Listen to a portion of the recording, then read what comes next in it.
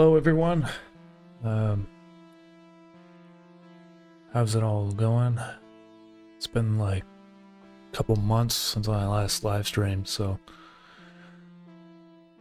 I'm gonna be working on a shot today that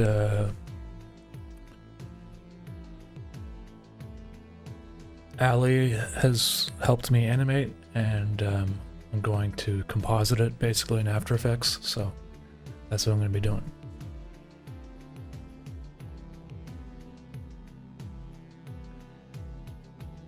So I finally got some new music out, and it's on my channel. If you've seen Everything is Computer, which is now a Trump phase, you know, phrase, quote.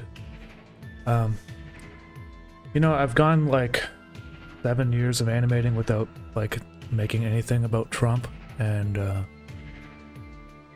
I just thought the quote was hilarious, and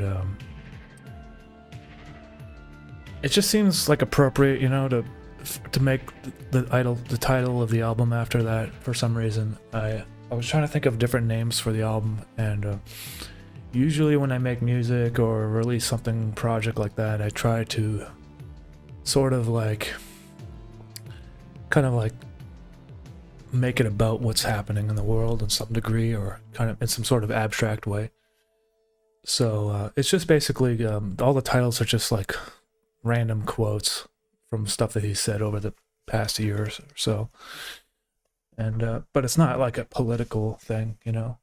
It's not like I'm pro-Trump or anti-Trump. It's just Trump is the president of the United States, and sometimes he says some hilarious things, and that's what I'm just gonna put it in my album titles, you know. So it's kind of like a footnote in history. Like when I go back in like 20 years from now, if I'm listening to my old music, whatever, I'll be like, oh yeah, that was the time when Trump was in the second time he was the president, and things were kind of crazy politically in terms of like tariffs and shit in Canada and all that. So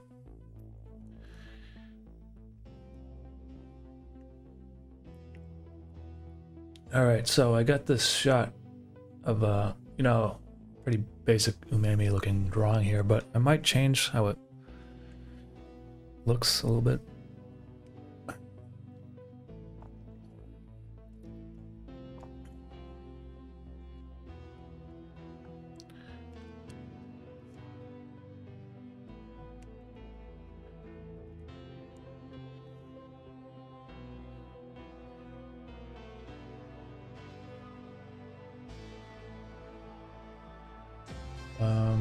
Let's see here, 2000.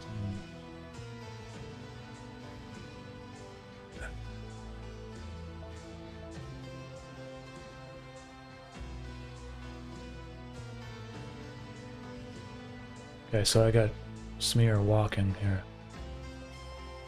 So it's a walk cycle, and actually put this in After Effects.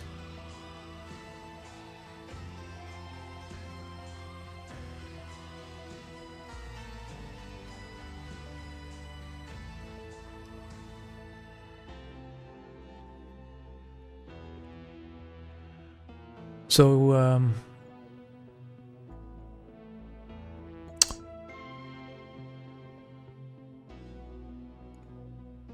Anton, what do you mean film effect? It's all the pixels and stuff is like something I just intentionally added. It's kind of like an oxymoron or whatever, because it's all digital drawing, so there wouldn't be any film grain. But I just kind of like the way it looks.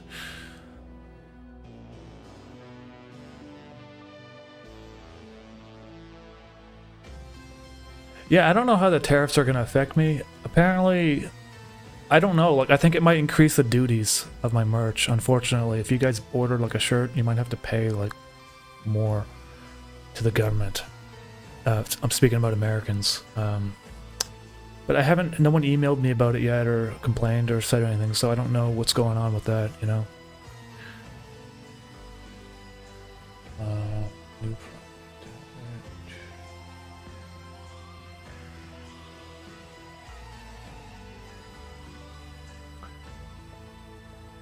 Bobby Dragon, can I add a shirt to an upcoming order I made from the merch store? Do you mean you want to add something to your that you've already like there's an order that hasn't shipped yet and you'd like to add to it? If that's what you mean. If that's the case, just email me at orders@umamimerch.com with your info and stuff. That way I can help you, because if it hasn't shipped yet, then I might be able to save you on shipping, because I'll just combine it with the previous order. But sometimes things don't ship all from the same location, so.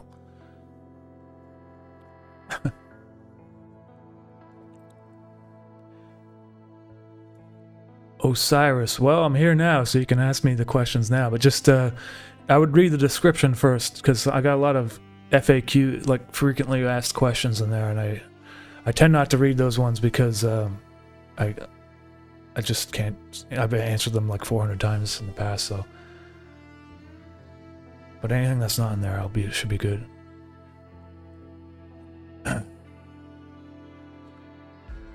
Okay, I'm just staring at the screen and I'm confused.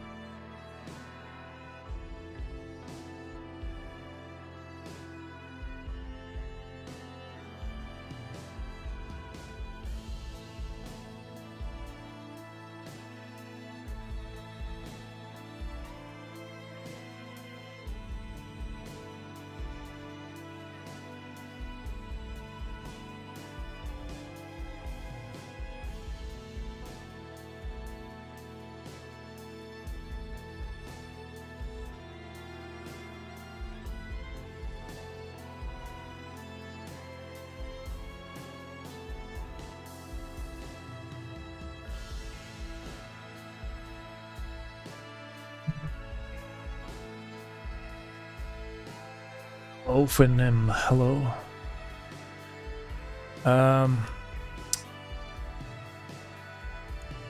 Can you tell me what Mac you are using? It's important to me because I'm addicted to Apple tech. I'm using a Mac Studio, which was quite expensive, but I was using like when I made an interface, I was using a Mac Mini, and that was fine for like 4 or 5 years. It didn't have a dedicated GPU though, so it made streaming kind of problematic, and when I was rendering videos, it would take forever sometimes. So the Mac Studio now, I can do like crazy After Effects stuff, and it doesn't bog my computer down that much at all. So it has a lot more memory too, like a ton more memory. So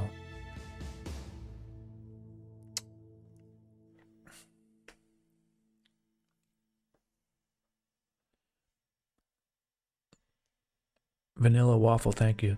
Do you have a favorite part of the animation process? You know, I don't actually enjoy animating that much, which is kind of, you know, this is a strange thing. I animate. Sometimes I enjoy it, you know, when things come together and something makes me laugh. You know, there's a particular shot that's finished and it was like really complicated, and but it like turns out really nice. That's when I enjoy it, you know. But I'd say that combining the music and the animation is probably the most enjoyable part of it for me, though, because the whole reason why I got into animation was because I wanted to showcase my music or work on my music more, and so I'd make animations but pair it with the music. The actual animation part itself is a tedious, laborious process that I have quickly got burnt out from doing, but it's not so bad because I'm not working on it like I used to, where it was like every single day. And I would just be going like hours and hours of animating, and I have someone working for me now, so it's less intense. I just do stuff in the morning, and then I get my work done, and I ship out my merch orders and stuff, and I move on. So anyway,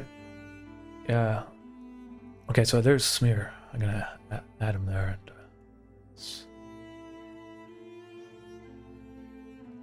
he's gonna just walk. He's just gonna stand there for a bit first, so I have to loop that part.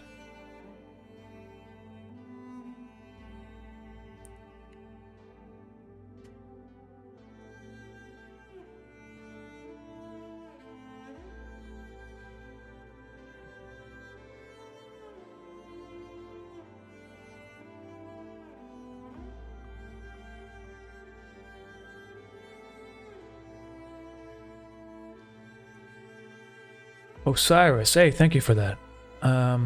Your art, music, and animations inspire me to do an unholy degree. I hope I can be half as good as you someday. Do you have any tips to start?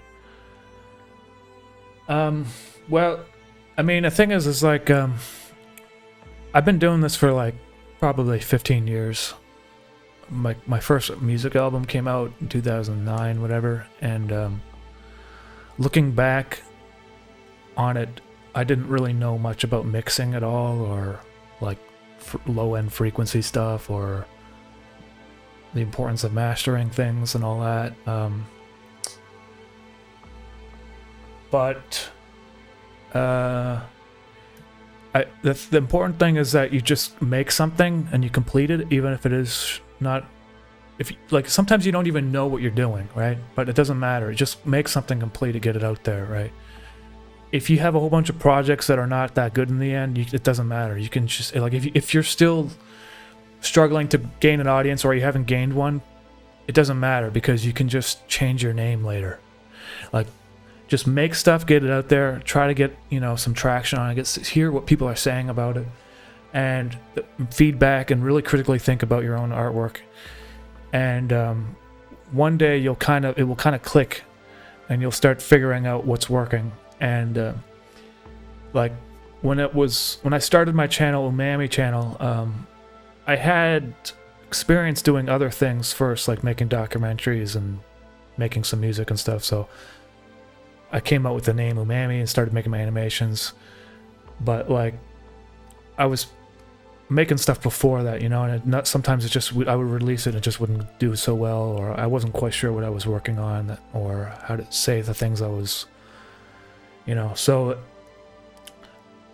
I have, like, there's a lot of people out there that have, I don't know what it is exactly, but it's like release, like it's like completion anxiety or something. Like they don't want to finish a project that they started, or they don't want to just put some music out and have people listen to it. Like they'll say, I'm working on something and I need a $1,000 audio interface first, or I need like I need a $2,000 analog synth, and if I don't have that, I can't make my music because, you know, it won't be perfect. And all that stuff is bullshit. Like, you can, like, my first album I made literally with the keyboard, like my actual keyboard on a laptop. You know, when you press like Command key or whatever it is, Command K, and like a little stupid key comes up, and it's like has no velocity sensitivity or anything. And I still made an album with that, like with using Logic, like on an old laptop. So and some people listened to it. I mean, it wasn't that popular, you know what I mean? But like, just, and the thing is, it's like you don't need that much equipment to really make something or release something. So, like, you know, realistically, the only thing holding you back from progressing is it's like all mental, really. You know, the first tablet I used was like a $40 one on eBay. I got Intuos3 PTK-640, whatever it was. So that's my advice, is just to make stuff and release it, even if it's, you know, you got to get feedback. And you can't really grow as an artist unless you make something and complete it and put it out there. That's my opinion. I mean, sometimes you hear musicians, though, they're like 23 years old, whatever, they make a full album, and you're like, what the fuck? Like, it's so good and stuff, and you're like, how did they do that at such a young age? And usually it's not, they didn't just come out of nowhere. Like, they've been practicing for like 12 years on the computer or something before, and then they felt the time was ready, so they made it, they got their name changed or whatever, and they started making things cleanly or whatever. I don't know exactly how everyone does things a little bit differently. So. Mark Shoemaker, hey, thank you for the super chat.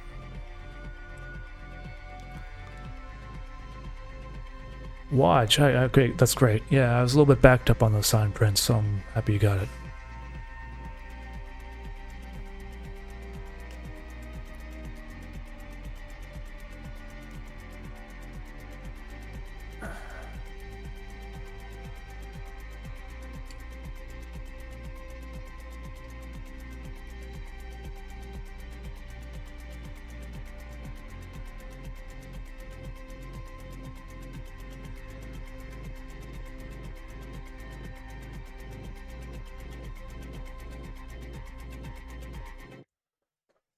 Now whenever I do shots, I usually have like 5 seconds or 4 or 5 seconds of just nothing happening. And then when the animation starts, that way when I'm doing my edits in the Premiere, I can choose that, I can move the timing around, like give myself handles.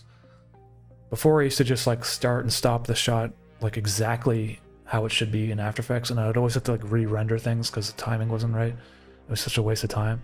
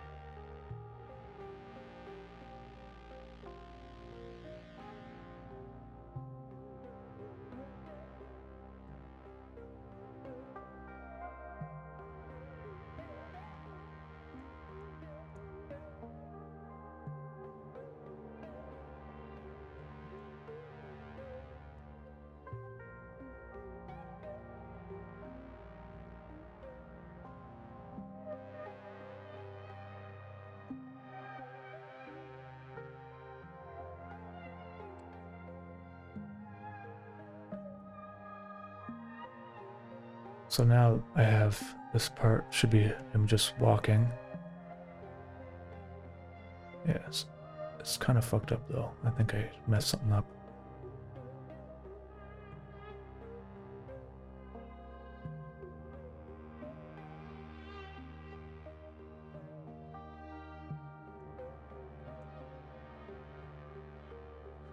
Yeah, I'm just gonna make 2 different PSD files because I don't know, sometimes it's confusing.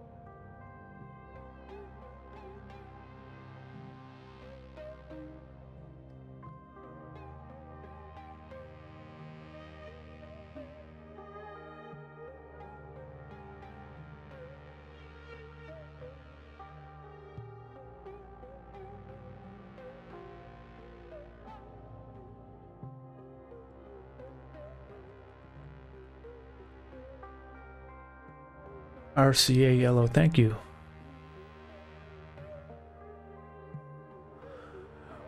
Joseph B, were you working part-time jobs in the early days? Yeah, I was working, back then I was freelancing as a video editor slash videographer person. I was working on, I worked with this guy that like makes like promos for video games, like ads and stuff, or like little behind the scenes stuff. So back then I used to go to like all the little video game studios in Montreal and film like interviews and stuff like that.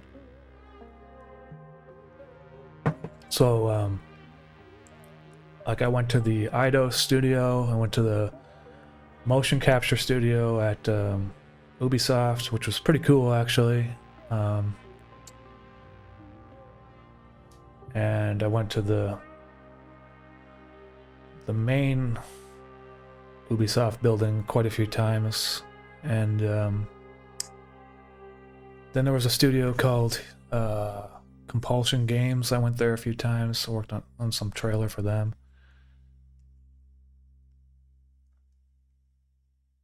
Okay, there's my looping.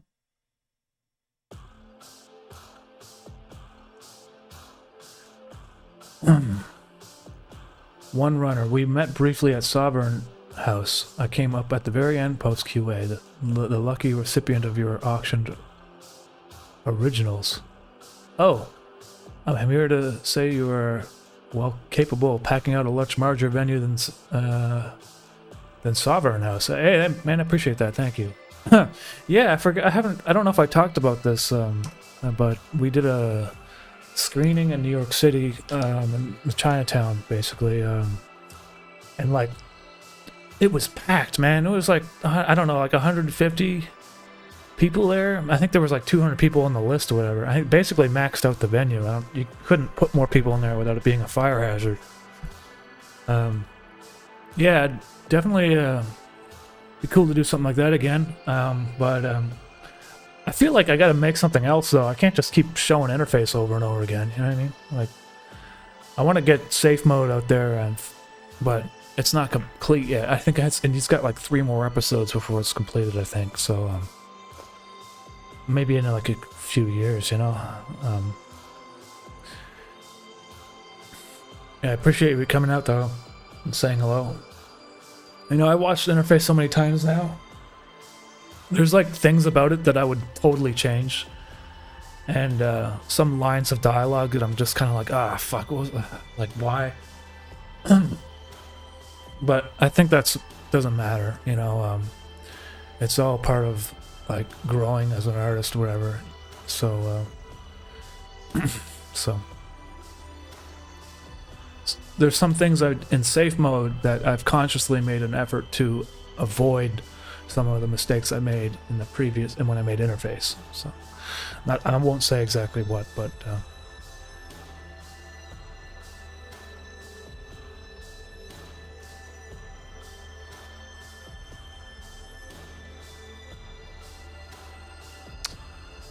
Alright, so there is him starting to walk, and then he starts walking. So now I'm going to just basically combine these 2 layers.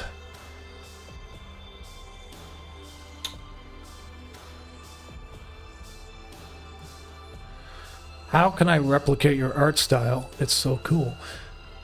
Well, I would suggest that you can maybe start by replicating it, but you shouldn't replicate it, because you're going to find that in the end, well, you may not do it consciously. I mean, when I started drawing things, I would be inspired by certain online artists or whatever, like David Firth or Pilot Red Sun, but eventually you're going to want to do things your own way. And, you know, if you replicate something too precisely, people might just kind of not consider your art to be like, if someone looks at it and says, "Oh, this looks like something Umami did," you're gonna be like, it's not like you're gonna want to do your own thing. Trust me. I would just, you know, if there's certain things about my artwork you would want to replicate, like maybe the lighting style or the color choices, you know, but to replicate it like exactly pixelated and everything, and like, you know, the way I draw things, I don't know. You can't really. I don't think you can really replicate it anyway. I mean, the thing is like, you're just going to naturally develop your own style just on the way that you like to do things. There's no, you know, the thing is, it doesn't matter. You shouldn't try replicating something. You should just try making anything. And those stylistic choices that you like or appreciate in other artists are just going to come out subconsciously. And, if you go about it in the sense where you are consciously trying to replicate a style, it will take, it's gonna feel frustrating, I feel like, you know?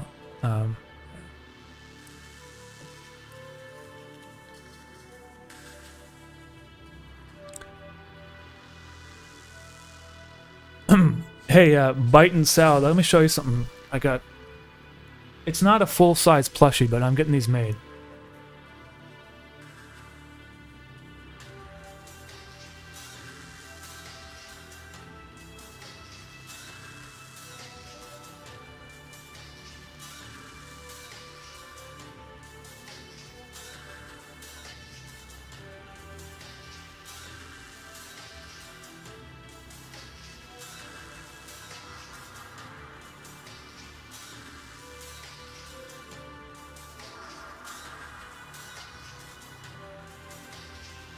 It's and you see this little bird here?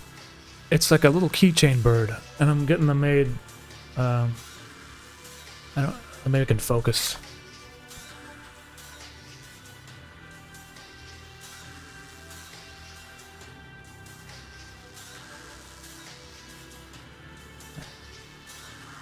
And the camera's so zoomed in and shit right now. I can't. You can kind of get the idea there. Oh, there we go. So, I wanted to make like another plushie, but just not.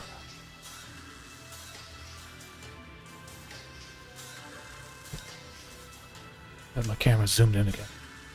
So they're gonna be little birds, and I think I'm gonna sell them for like $21 United States dollars. So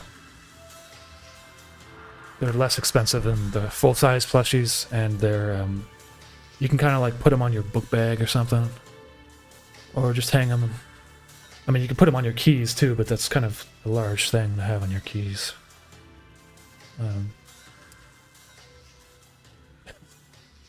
I don't know when those are going to be finished. I put the order in like, well, a couple months ago, and we went through all the prototypes and everything. And probably going to take another 3 or 4 months before I can start selling those. So they'll be on my merch page. Oh, let's see here. Draddy, thank you for the super chat.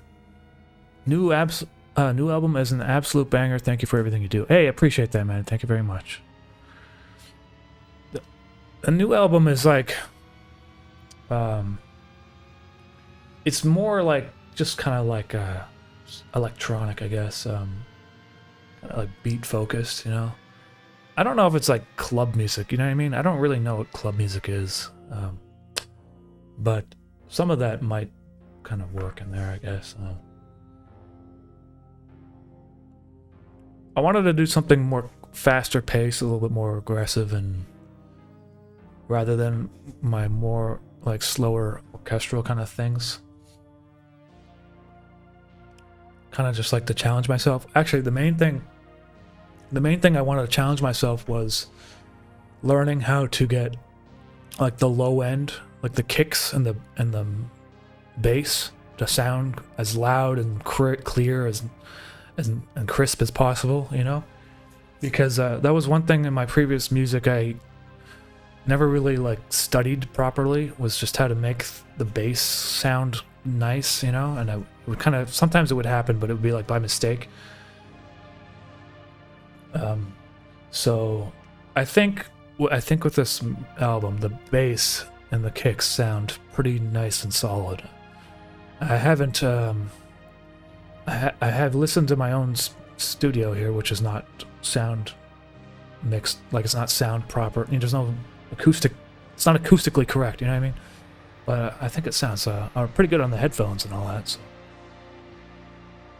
And I got it mastered by a professional, Daddy Kev, that kind of specializes in that sort of music. So he probably made the adjustments that where it needs to be in his.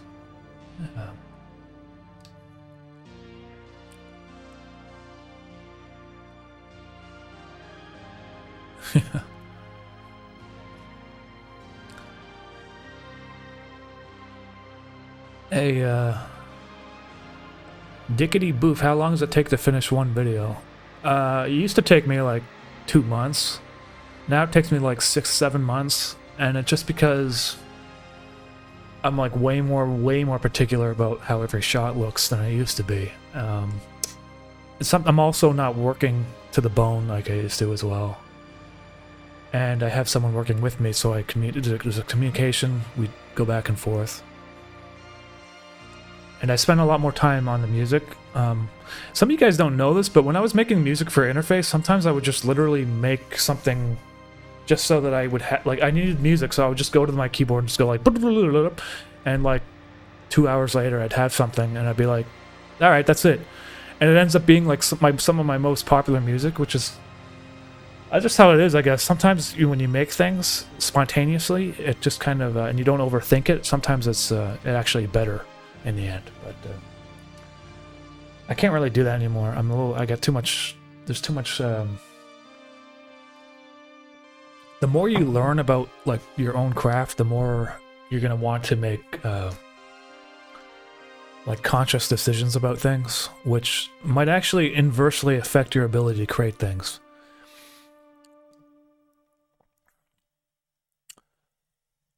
Siama, are you against animal exploitation or are you vegan? I'm not, I don't really,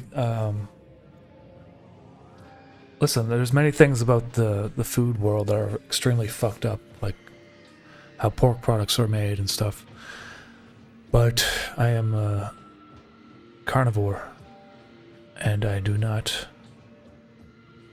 I mean, definitely against animal exploitation, but, you know, I don't know what to say about that. I'm not an activist, is what I'm going to say.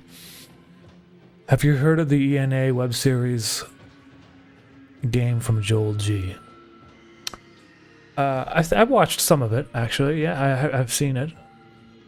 But I haven't really watched... Like, I don't know much about it, to be honest. So...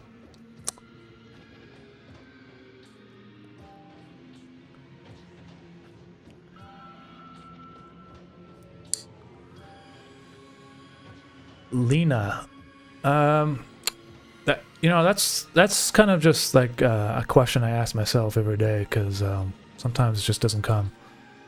There's not really one particular thing that would inspire me, so.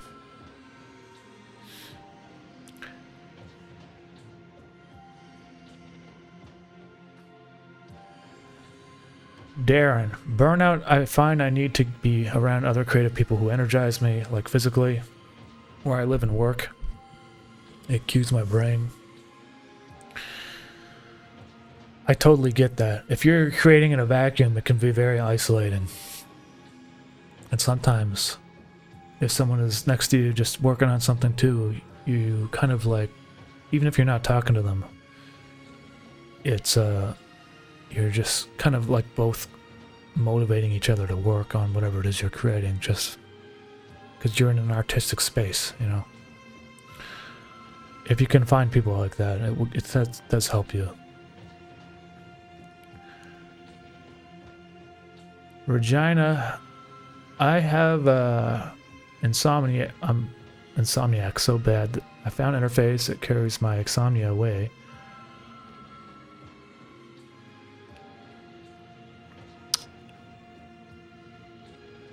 Hey, I appreciate that. I have insomnia too a lot of times. But it doesn't, I don't know how to deal with it either.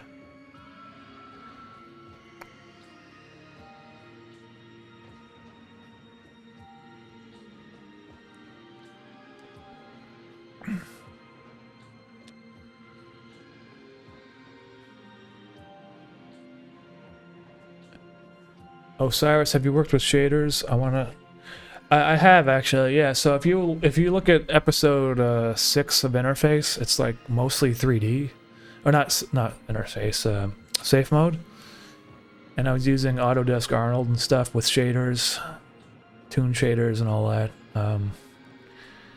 But when my subscription to like Arnold and Cinema 4D was gonna be renewed, I decided to not renew it, because I was spending like, literally, I would spend like 8 hours on like a texture that was clipping in the background of a shot, and it would drive me insane trying to get it to work properly. And rather than just drawing it with my hands and it being fine, I'd try to do it in 3D, and I was going insane a little bit. And so I got pretty good at 3D stuff, but like I just don't want to do it anymore. I hate it. Like, I actually don't like it at all. So so now I'm just doing drawings. It just simplifies my life. I'm like, yes, I can do crazy 3D shots, but I can also do the story that I want to tell without the crazy shots, you know? And sometimes it doesn't necessarily make the film any better, you know? If someone watches it and they say, oh, if I just had a hand-drawn shot versus a 3D shot, they may not even register that there's anything different, really, in terms of like what they feel from watching it, you know? So you have to kind of decide whether or not it's worth spending that much time on something. In my opinion, for my own personal use, I decided it wasn't. I was spending too much time learning 3D software rather than just creating a story and working on music and stuff. So, okay.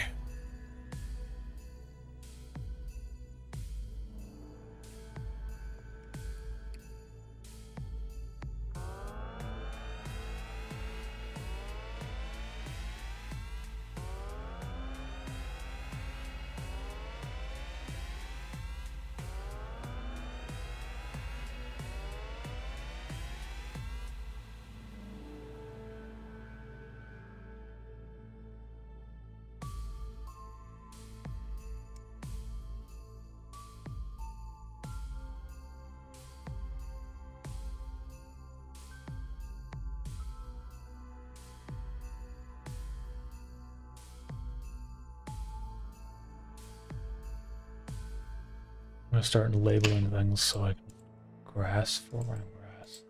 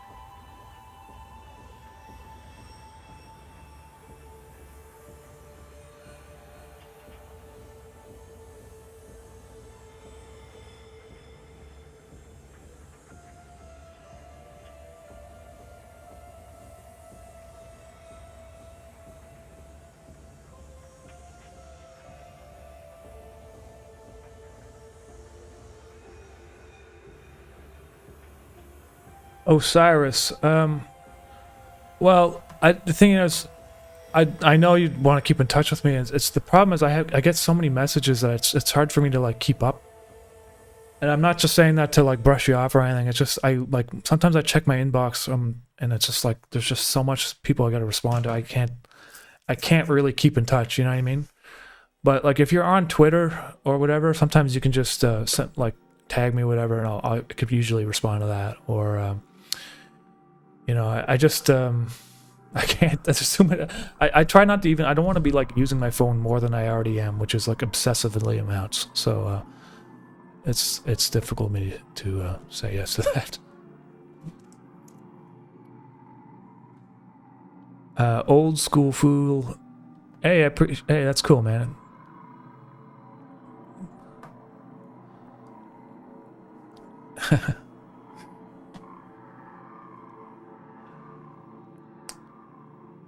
How did you get with that mimetic guy on the last album?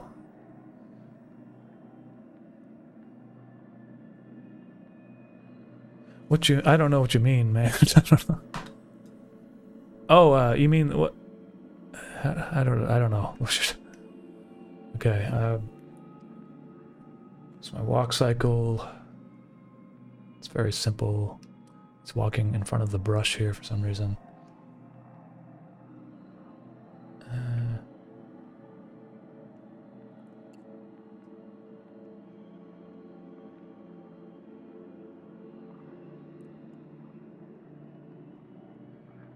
Oh yeah, it's because.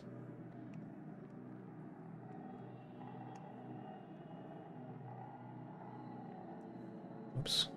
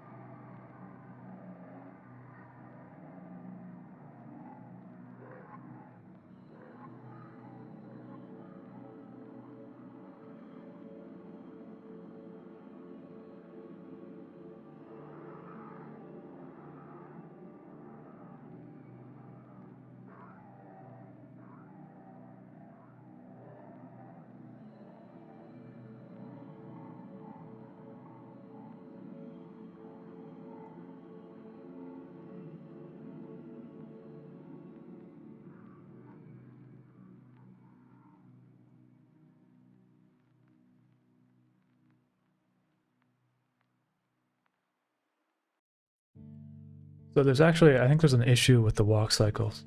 So I'm gonna try to fix it. It basically looks like he's sliding, and that's because the walk cycle is probably just needs to be adjusted. So I'll show you what I mean. See how his head is like kind of perfectly in the center, which is fine.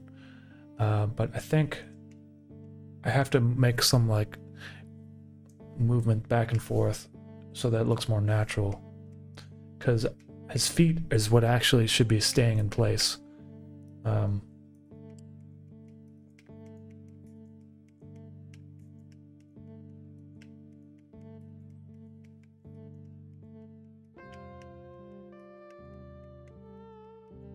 So I'm just merging all the layers together here because makes it easier.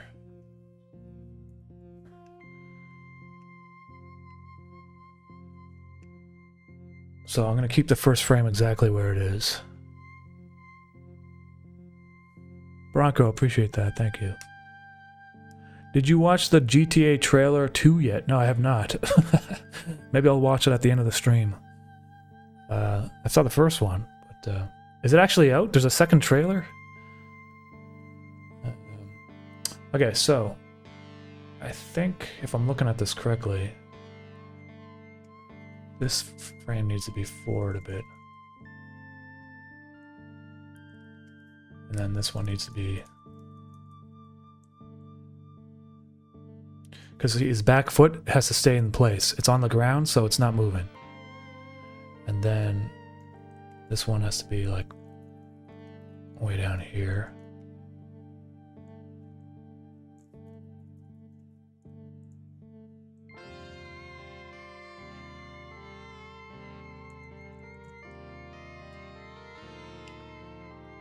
And then the weight changes, and then now it says, I think it should be...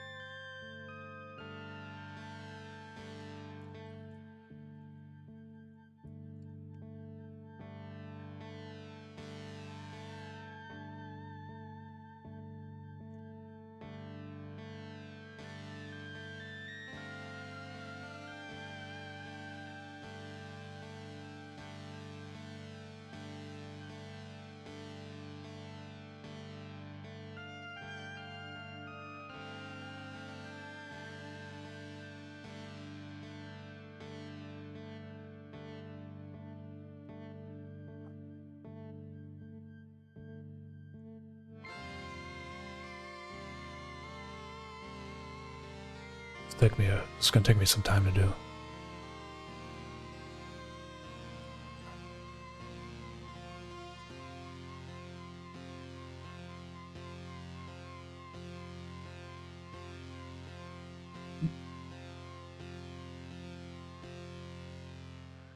The noise effect in the character's costume is just drawn frame by frame. So it's like literally just taking the pencil and just not filling it in completely, you know what I mean?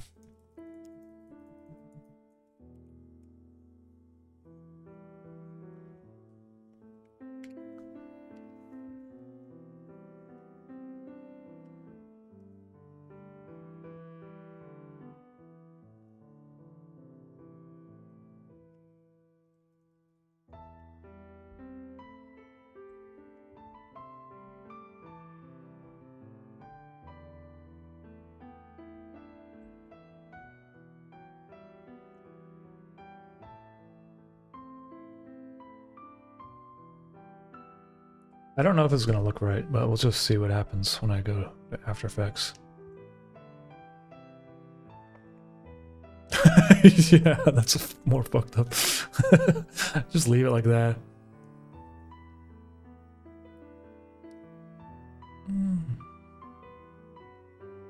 It's perfect. Do you like reading books, Umami? Which book is your favorite? I'm trying to get through this book. So I read that To Have and Have Not by Ernest Hemingway like a few months ago, and then I tried to switch into For Whom the Bell Tolls, and I got about halfway through that book, but I stopped for a while because I just kind of lost interest, I guess. And I'll probably start reading it again. Just haven't felt like reading recently.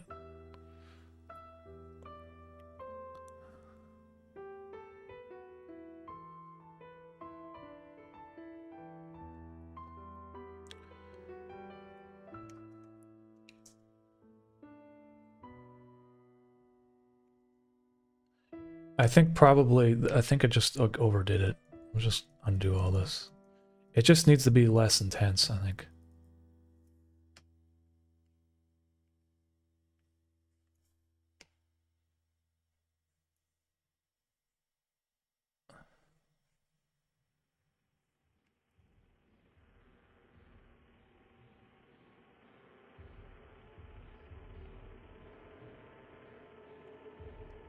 There's something bothering me too about it. He like goes upwards again.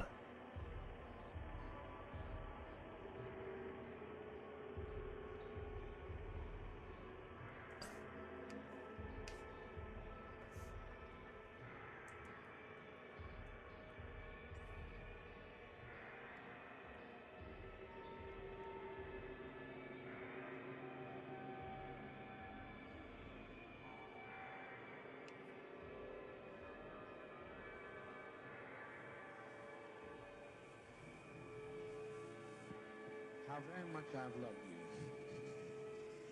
How very much I've tried my best to give you the good life.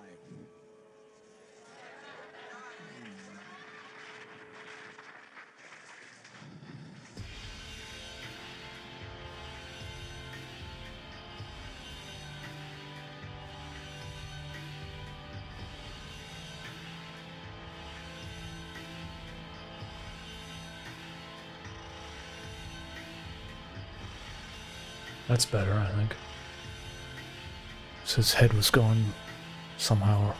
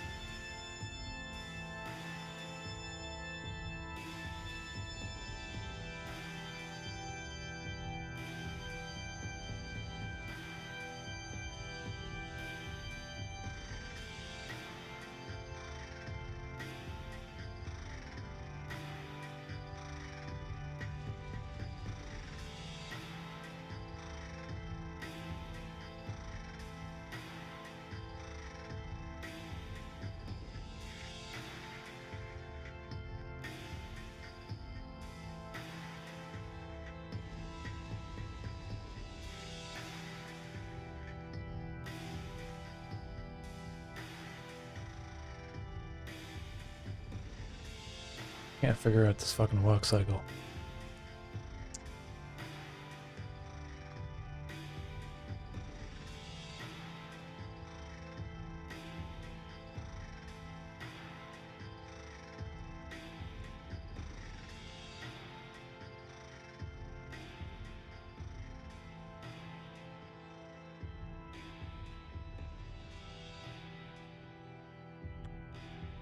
I think I'm just gonna do it manually rather than have it. It bothers me when I put a keyframe in. It looks like it's sliding, you know.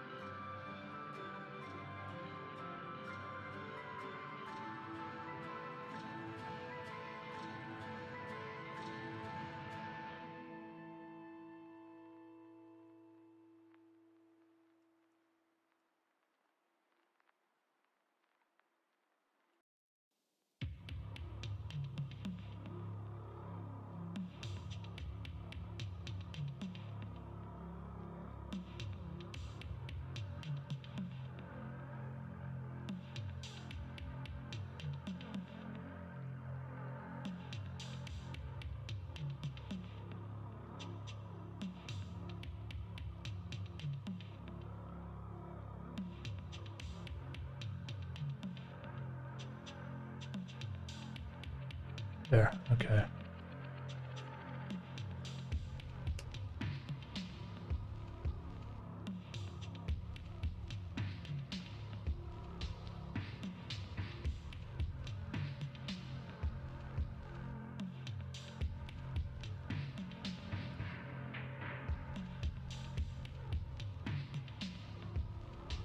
Obviously, it looks like he gets smaller because he's walking to the foreground and he's not scaling up. So I can fix that, no problem. I just have to.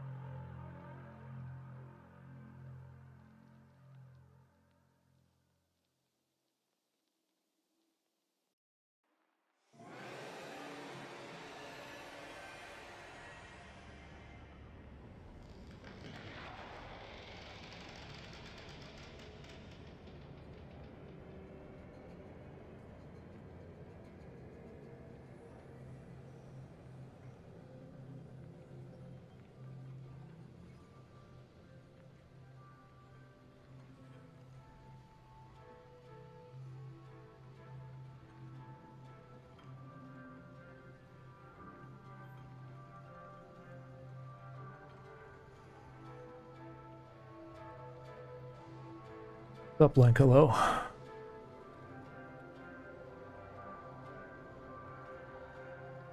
I have not heard of avocado animations. Sorry. Is it a silent stream? No, just, you know, sometimes I just focus on what I'm doing. If you got questions, you can ask me.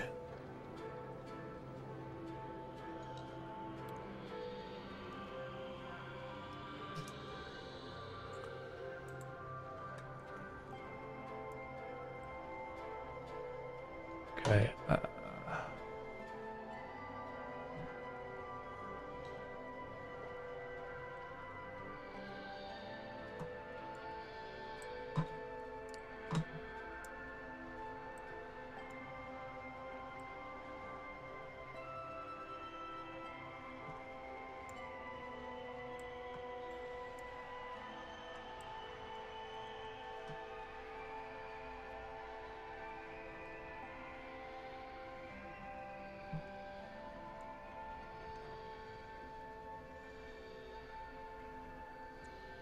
So that looks more natural.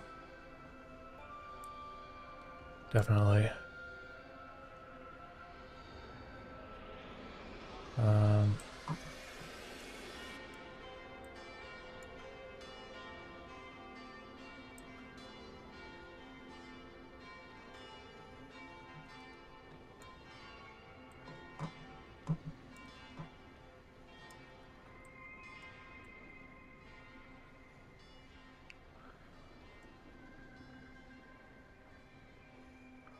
I'm gonna get rid of the little stuff on the ground. Like,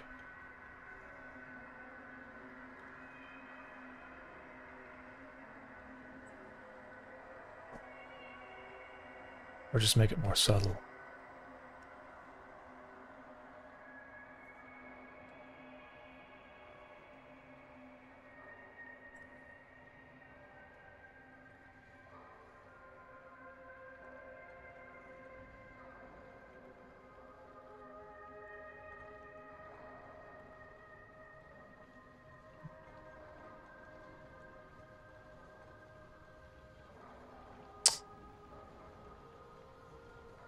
Fun.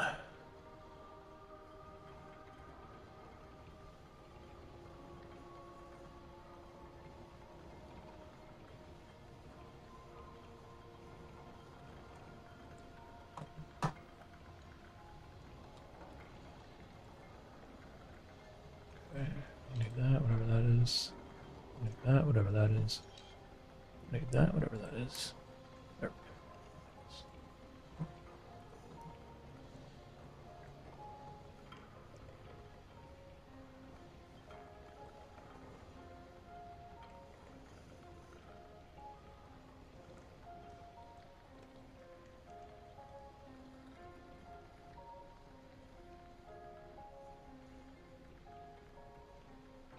This foreground grass right here is if I put something called slant on it, you can have it move like this. Sometimes I'll just have it move just a little bit.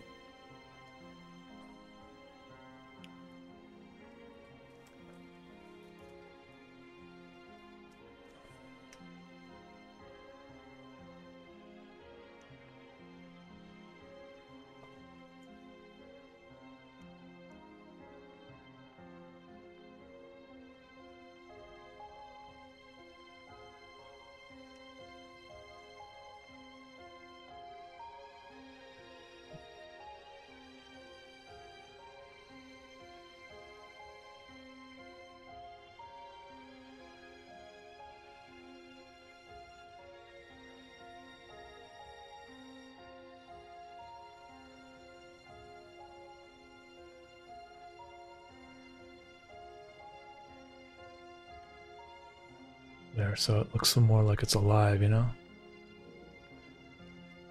Do the same thing for the one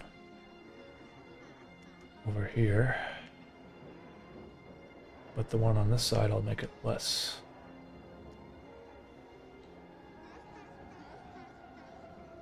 barely noticeable, maybe just like 1 pixel.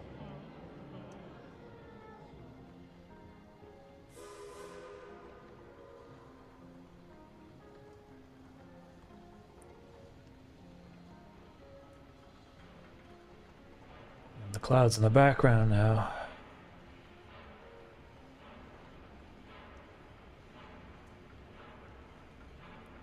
I might actually make them smaller because I don't like.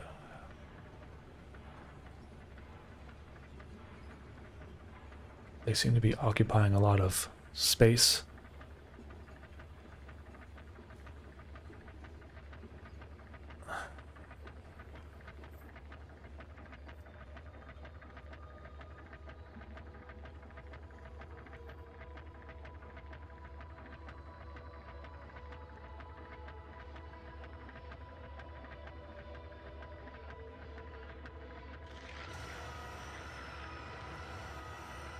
Maybe I won't even have one behind him, because...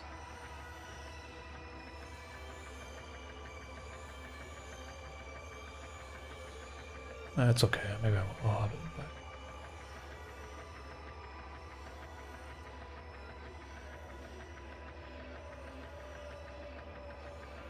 back. I find that I feel like it's like making him hard to see.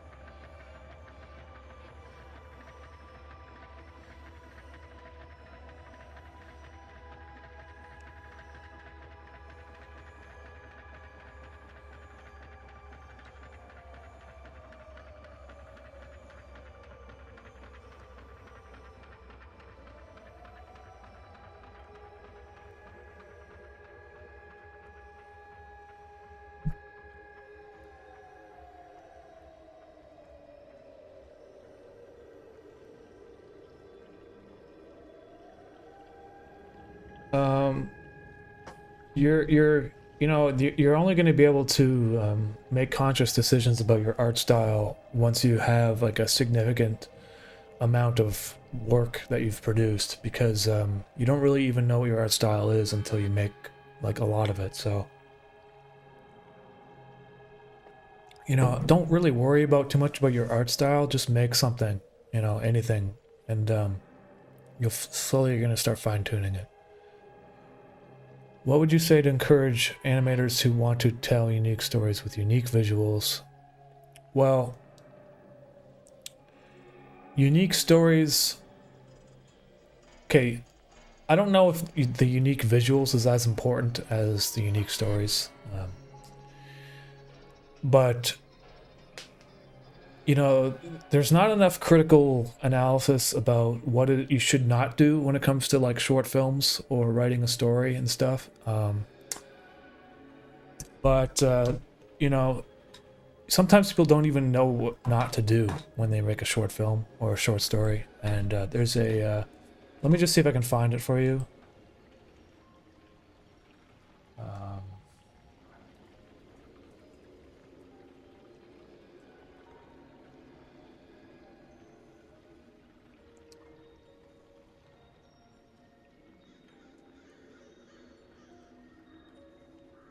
Okay, yeah, so this is something that is called the dumps list, directing unsuccessful motion pictures, and basically it's just a list of things that are like extreme cliches, and if you're just starting out as a storyteller, a filmmaker, animator, or whatever, like it's important to not focus too much on the negatives, like what not to do, right? But at the same time, I feel like nobody fucking focuses on it at all anymore. And so you get like a trillion short films that just make me roll my eyes when I see them in the film festivals and stuff. But basically, you just go through this list. I'll post a link on the you know, and just take it with a grain of salt. Like, you don't have to like follow this to a T, but like basically it's I can't copy and paste for some reason. Damn it. Just type in dumps list filmmakers in Google and then scroll down to Shane Meadows' forum here. It's stuff like, you know, like dream sequences. I've put, actually I haven't had put dream sequences in. I put flashbacks in interface, but dolly zoom, that's more for like it's more like if you're using a camera. Bad audio. Okay, so there's so like the alarm clock shot, you know when you watch like a short film and the character wakes up with like an alarm clock, and then it's like they go through their morning routine and stuff. For some reason, that's like a cliche. Like if you're just starting out, you don't know these things, but like for some reason, like people do them all the time, and people don't ask themselves, why should I care about the character I'm presenting on screen, or why do people care about the character that I'm writing right now? And that's the most important thing, in my opinion, because if you can care about whoever you're writing about, then you're going to want to know what happens to them. And a lot of times people just write characters or stories and whatever, and I literally could not give a shit about whoever it is they're writing about. It's like some dude with a bland personality waking up in the morning doing what? Nothing, being sleep deprived or something, or he's going to some shop doing something. But there has to be something. Give us something that makes us care about your character. So there was like, you know, Mitsuya, what's his name? Studio Gilby creator. There's a scene. There's this video clip I watched of his son's animation where it was like a little girl or something, and she was walking down the steps in the morning to go to school or whatever. And how do you pronounce his last name?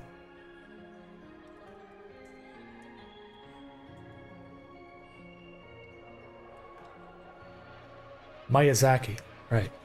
And so I think the criticism he said about that shot of the girl just walking down the steps was, it was literally just a girl walking down the steps to get her school bag, and there was nothing about that shot that gave us any sense of her character or why we should care about her. And the only thing that he changed was when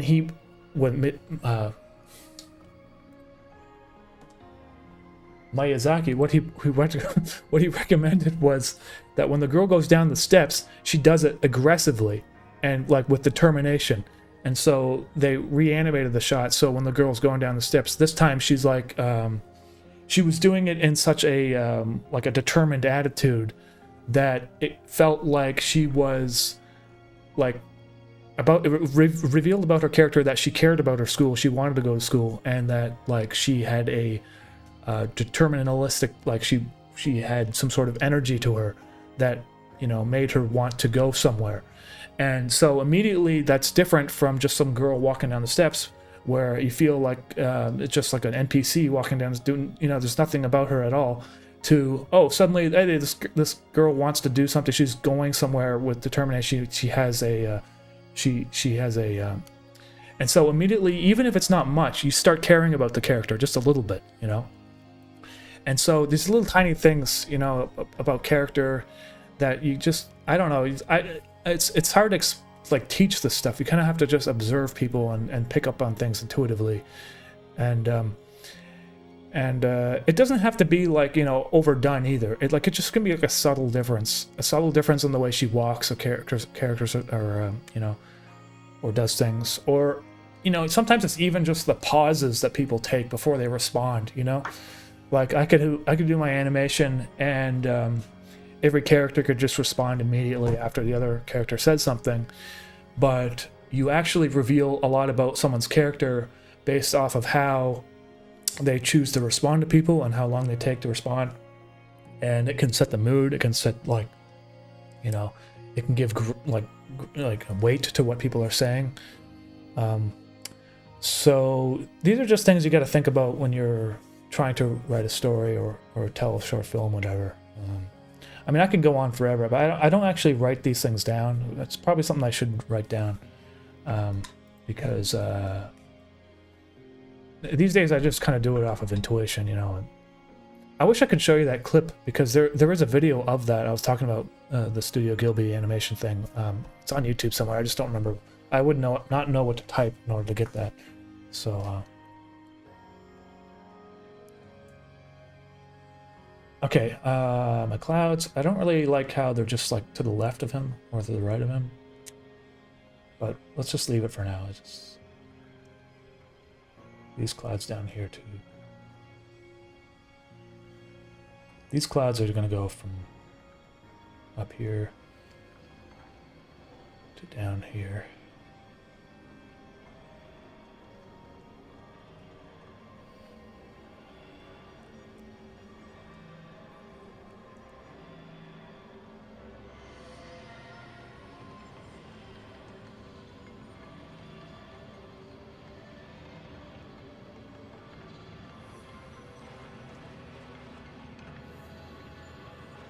Actually, you know what? That's better like that. I'll just leave them over there.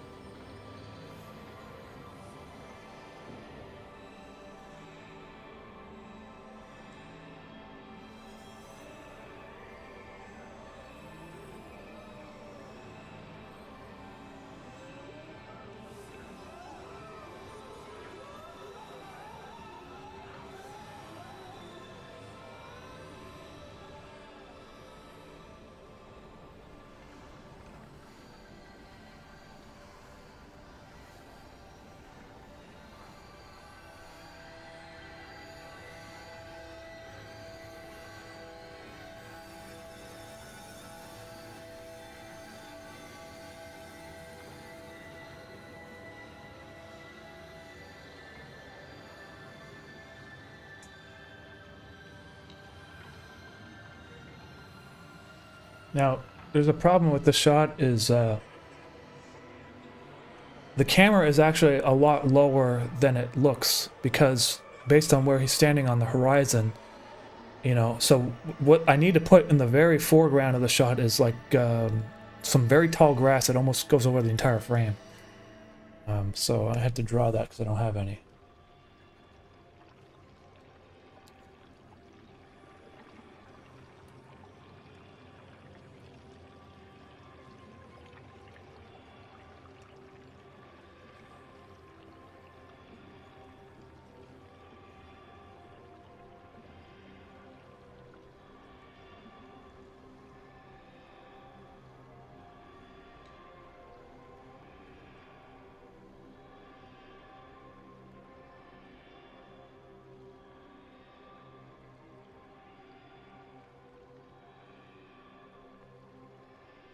I'm going to do different layers so I can have them animated separately.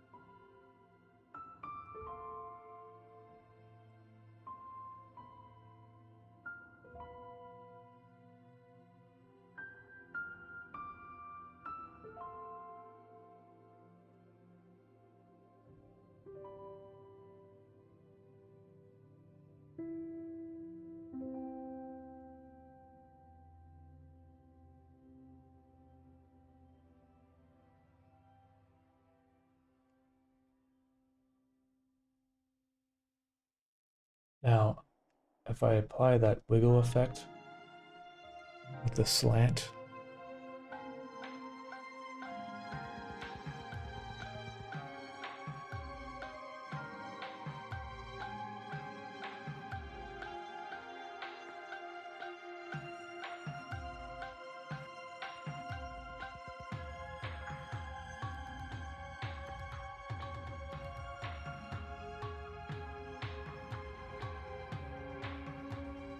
I forget which one is the...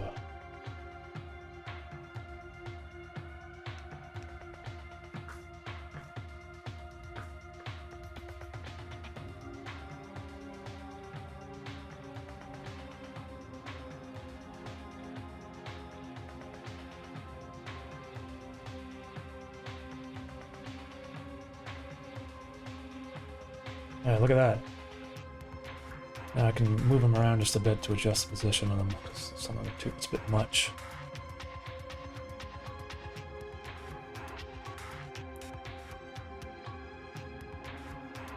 One of them's too much, too tall.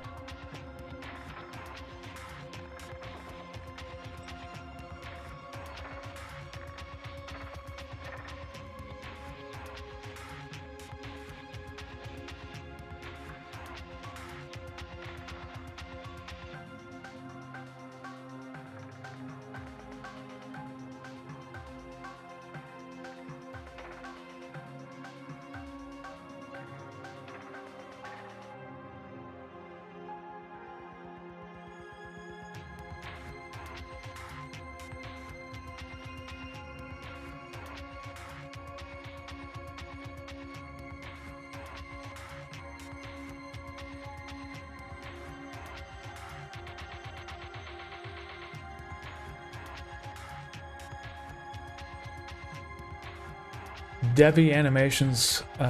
So when I wrote interface, I didn't really write a script. I made music to it before. Like when I made an episode, I would make music and there would be no script. And then I kind of just wrote like the dialogue, whatever came to my head that made sense of the music. So that's why the film kind of feels the way it does. It's not really like a traditional film. It's more sporadic and so about like halfway through writing all the episodes, like once I got to like episode 9 or 8, 7, I started a little bit more conscious about what was happening in the film and writing the dialogue and scripts and stories so that it would make sense and it wasn't just a bunch of random shit happening. But it was very much like a subconscious sort of thing I was doing. It wasn't really like I didn't just sit down I didn't write the whole script out before I made like the first 5 episodes. That's what I'm saying. Because when I started Interface, it was really more of a it was kind of like I was just animating for fun. Like I was just like, I'm gonna make a web series or whatever. It's gonna be this weird pink guy and a noodle blue guy, and I had no idea what I was actually gonna do. So because the stakes were not high back then, right? Like my channel was like, I had like maybe 3,000 followers, and so I was just making stuff for whatever reason. I felt like I wanted to practice animation and wasn't concerned too much about making some big epic 2-hour movie, which is what it ended up happening. But like it's not like it. And the thing is like you always look back on your projects and you wonder how you made them and stuff, but like it's really just it's just consistency, you know, and making things and thinking about like what you're doing after, like maybe not necessarily while you're doing it, but like if you make a web series, you can the next episode you can think about how the previous episode was and how to make changes for the story in the future and stuff. And sometimes that works, sometimes it doesn't work. And in my opinion, there's some television shows out there that they do the same sort of thing. And it actually works against them, you know. Like what was that movie about the cowboy robots where you would go to be a cowboy and shoot people, and it was I forget what that film was. What was it called? Had Ed Harris in it and stuff. I felt like they kind of didn't know what the end of the story was, like while they were writing it. Like they were just kind of making it up as they went along. And in some cases that can work. For me, I don't have the, like, I'm not someone who could just sit there and write a whole script out, you know, ahead of time. It's just, that's not the way I work. Which is causes problems for me if I try to get things made professionally, because friggin' studios, everyone wants everything written out and everything, and they want it all fucking, you know, packaged up and log lines and everything. I'm just like, I'm pretty certain that when like a painter creates a painting, they don't just like, not all painters know exactly what their every brushstroke is going to be, but when they're making it. So why are you asking the same thing for filmmaking? I feel like David Lynch was one of those filmmakers where he somehow managed to convince studios to allow him to work in the kind of sporadic, intuitive way that he did. And it's just, I don't know, there's this, it's more, this method of working is better for an independent creator rather than a studio one.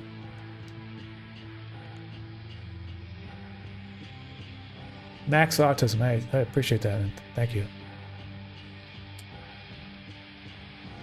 What are the specs of my computer? I mean, it's I don't even know how to check that. Yes, I got the M2 chip Ultra and 128 gigabytes. I spent a shitload of money on this computer. But I probably won't have to upgrade for another 15 years, so...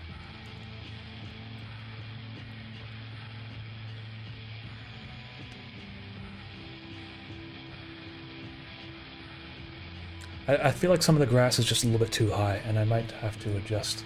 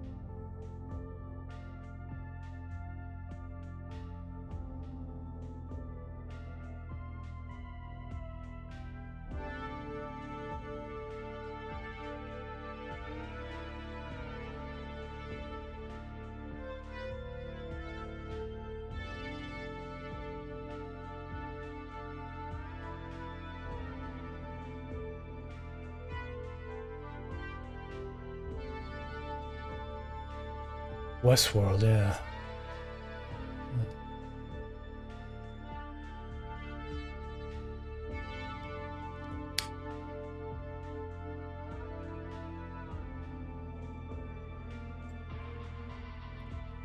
Do you ever get worried about making a full series or film independently, music, animation, editing?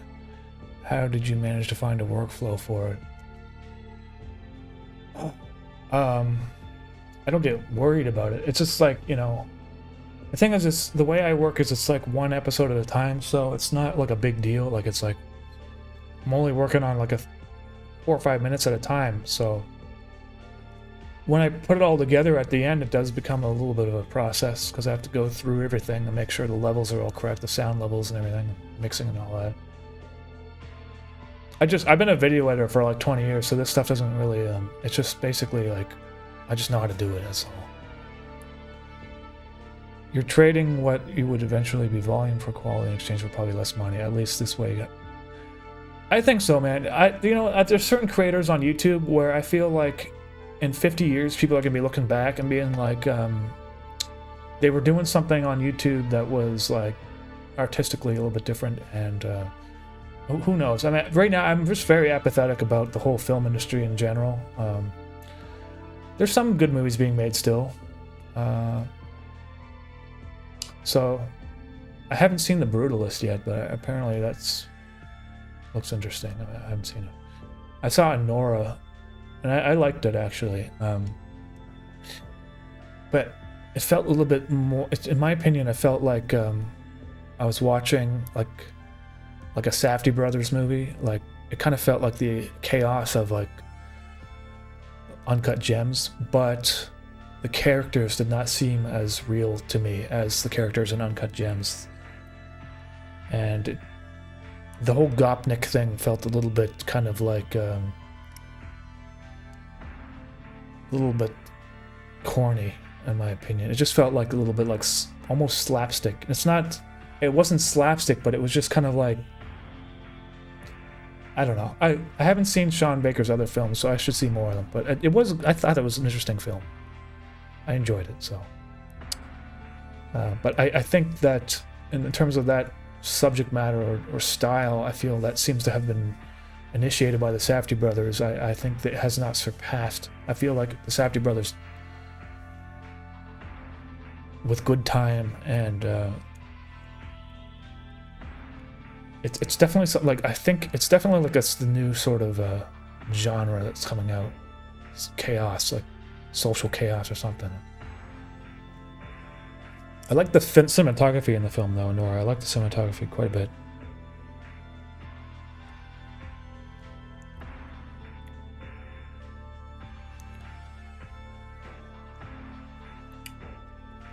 Would love to see another collab with Joe Kappa. I don't think I actually collabed with him before. But I've met him in person though at the Ottawa Film Festival. He's a cool guy.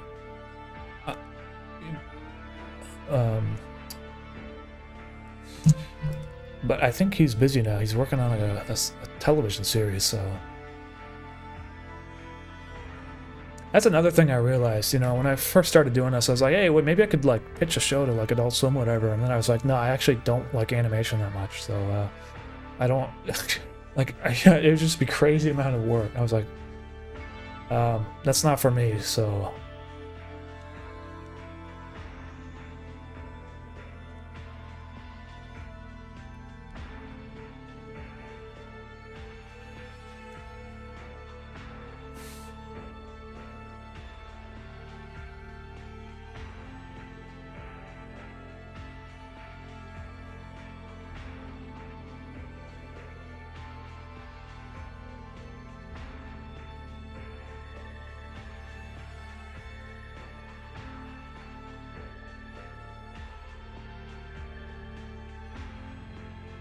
I like how the shot kind of just holds for a bit. I think I can keep that. He walks out of frame and then there's just clouds and the bushes and stuff, and it looks kind of nice.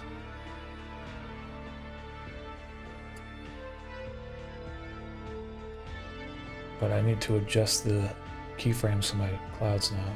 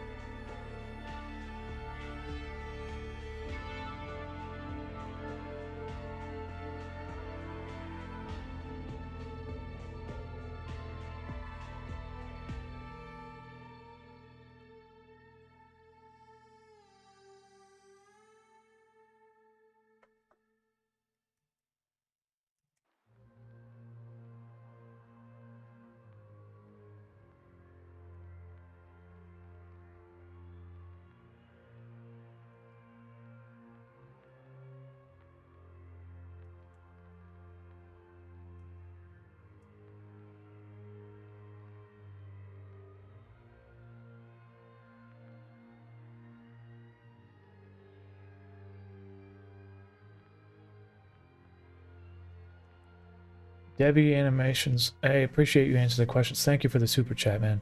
Thank you.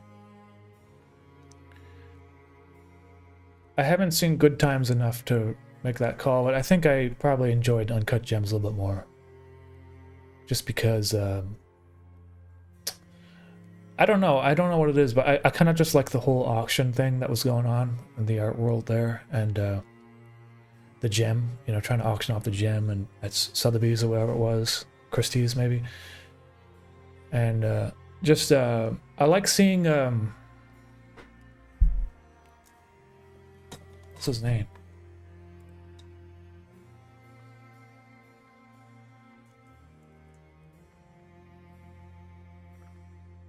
Adam Sandler. Like, I like seeing like comedians do serious roles because I find that they tend to be like good.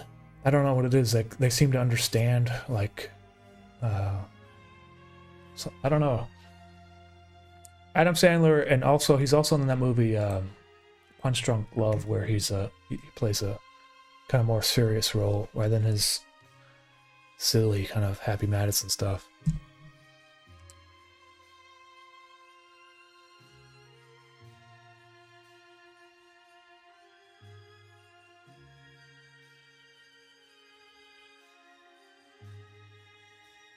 I don't know if he necessarily got to have his cake and eat it that many times, because I feel like Lynch was struggling to get funding like the most of his life. Because some of his films that he made are quite low budget, and those were like after he made like all his really famous popular ones too. You know that George Lucas offered him to direct like one of the Star Wars films. Imagine a Star Wars film directed by David Lynch. He turned it down though because it wouldn't be a David Lynch film. It'd be like a Star Wars film that had his name on it.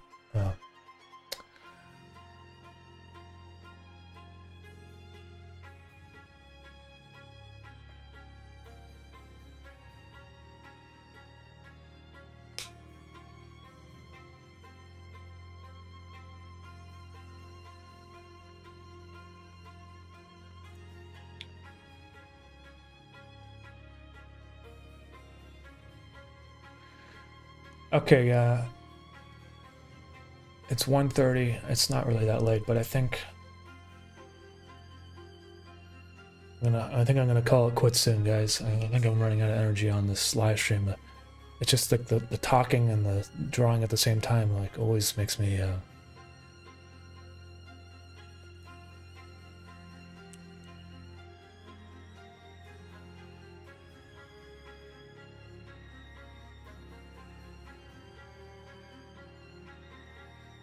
But I might try one more thing. See how there's like I don't know if this is worth doing. I'm just gonna see it. But, sometimes I put an outline around the character when he's very small in the background.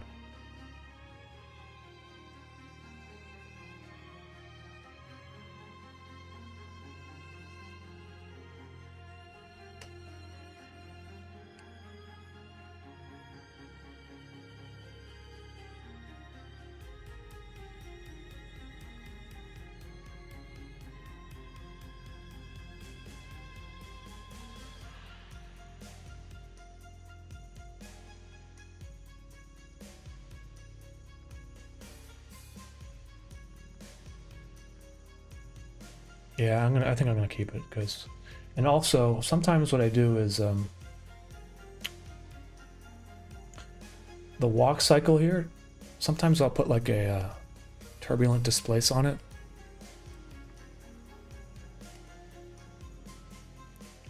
Not to that extreme, but like just a subtle one. And what it does is it makes it like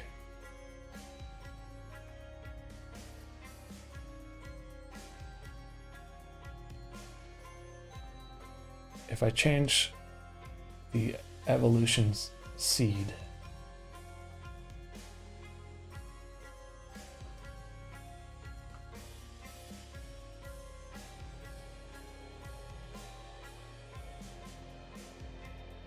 it just makes it look less like a loop and just a little bit more imprecise. So I'm gonna exaggerate that so you can see what I'm talking about. But obviously that's way too much. He's not, so I'm going to just make it a subtle difference. But that's probably too much too. So, and this can be.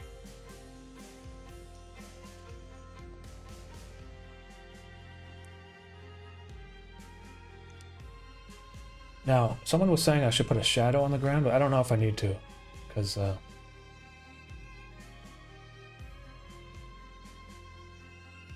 maybe I'll try doing it, see what happens.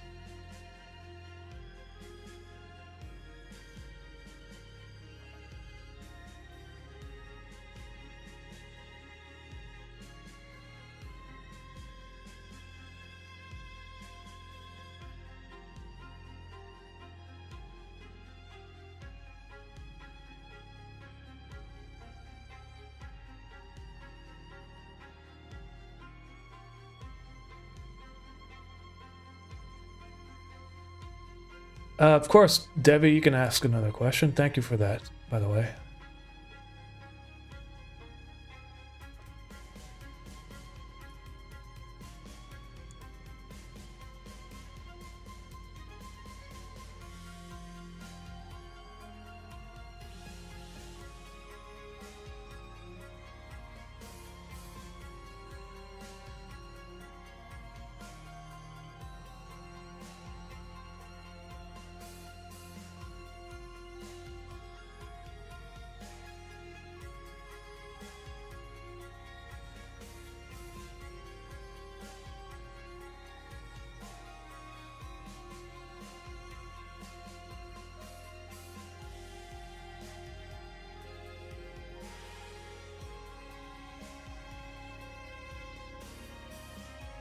I'm probably not going to bother with this shadow right now. It's just going to be...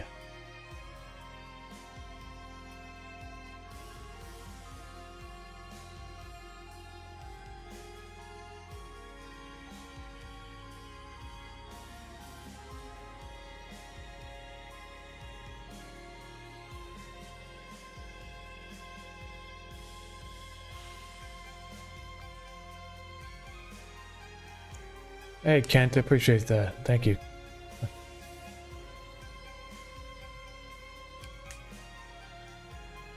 If you didn't have the skill set or a budget, how would you complete an episode of safe mode? Would you sacrifice the art quality for the story or wait until you could pay professionals?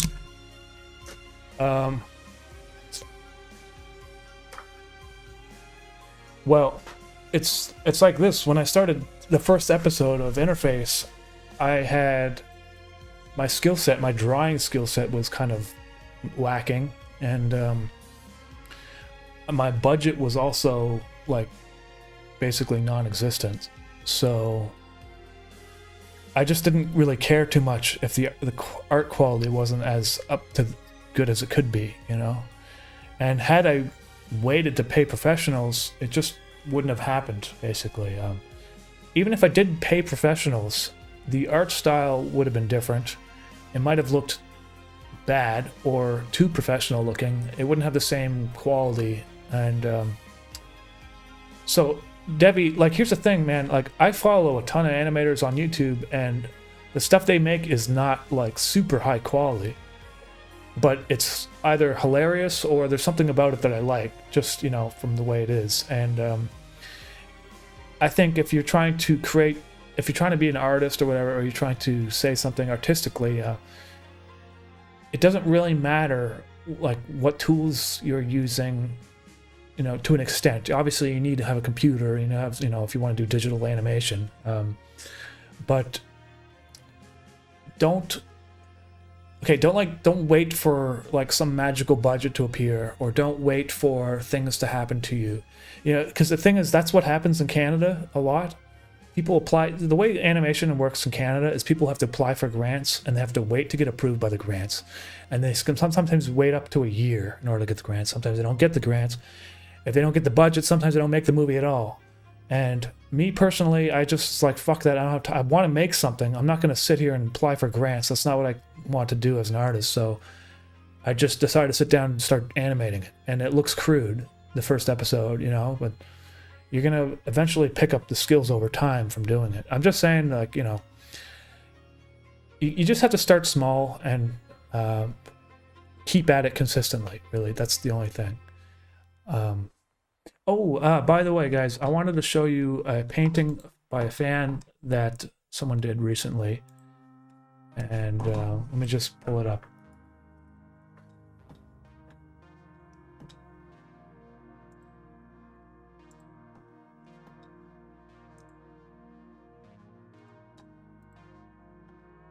Okay, so the fan art that came in recently was from Name Murray, if I'm pronouncing that correct. He's based in Argentina, and he did a painting of like an interface-inspired painting, basically. And I just thought it was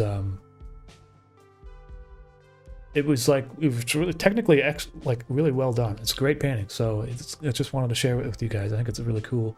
It kind of reminds me of you know that album art by Pink Floyd where the guy's on fire? It's a little bit like that.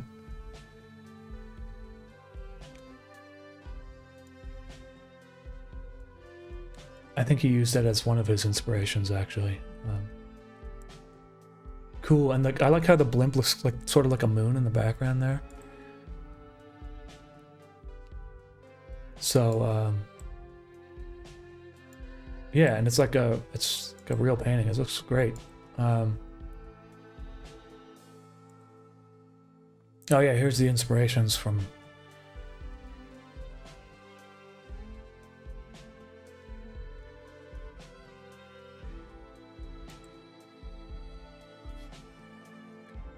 Yeah, it's like don't worry about being too original and being too unique, you know what I mean? Like, all artwork is basically an amalgamation of your consciousness, which is derived from your experiences and what kind of things you like and all that sort of thing.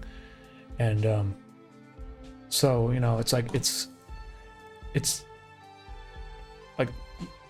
Henrik is inspired by Magritte, you know, and like his design, right? A lot of the subject matter of the film is influenced by other artists in some way, and